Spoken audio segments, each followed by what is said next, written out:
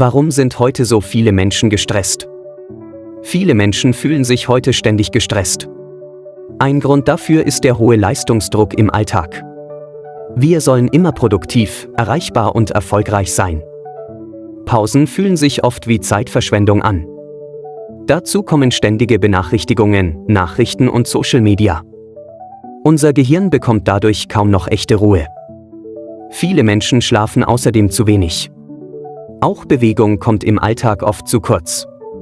Das alles bringt unseren Körper in dauerhafte Anspannung. Das Problem: Dauerstress kann auf Dauer krank machen. Er schwächt das Immunsystem und macht müde. Ein einfacher Tipp: Plane bewusst kleine Pausen ein. Schon 5 Minuten Ruhe können helfen, den Kopf zu klären. Tiefes Atmen oder ein kurzer Spaziergang wirken oft Wunder.